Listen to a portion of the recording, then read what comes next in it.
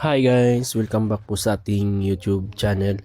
Ngayon naman sa video natin ay share ko naman sa inyo kung paano natin pagdugtungin yung union patente na 3/4 at saka yung elbow na 1/2. Pero bago ang lahat ay ipapakita ko muna sa inyo yung mga gamit na kakailangan natin sa pagdugtong. Una ay yung ating PVC solvent. Tapos yung kapiraso nating PVC pipe na 3/4 yung size. Tapos yung elbow na 1/2. Yan. At saka yung ating reducer coupling na 3/4 by 1/2.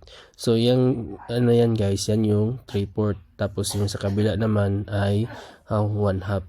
So ganyan yung position natin sa pagdugtong nung reducer coupling doon sa ating union patente. Tapos next naman ay yung ating elbow na 1/2. So ngayon ay umpisahan na natin yung ating pagdudugtong. So tara guys, let's go.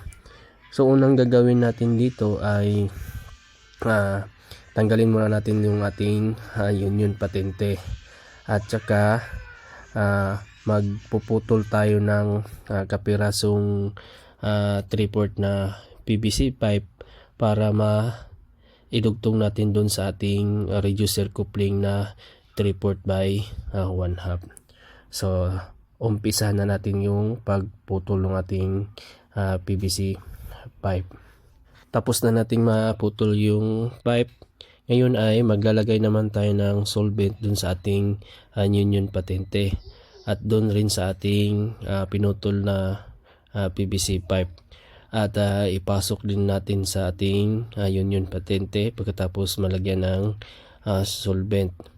At pagkatapos ay lagyan rin natin ulit ng solvent yung kapirasong PVC pipe at saka yung reducer coupling para maidugtong na natin yung union patente at saka yung reducer coupling.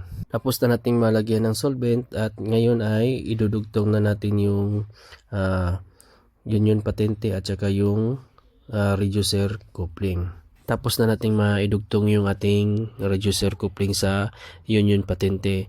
So ngayon ay iti-thread na natin. So pagkatapos niyan guys ay i-connect naman natin yung elbow doon sa ating reducer coupling. So gagawin natin dito ay magpuputol tayo ng kapirasong 1/2 na PVC pipe. Pagkatapos nating magputol ay lalagyan natin ng solvent yung reducer coupling at saka yung kapirasong PVC pipe na pinutol natin at idugtong na natin.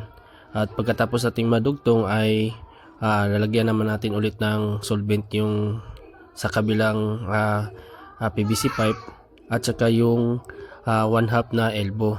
At pagkatapos nating malagyan ay idudugtong na natin yung elbow. So yan guys, tapos na nating maidugtong yung 3/4 na union patente doon sa ating 1/2 na elbow. So kung may katanungan man kayo sa ating video, paki-comment na lang po at ating pag-usapan yan. Hanggang dito lang muna at maraming salamat.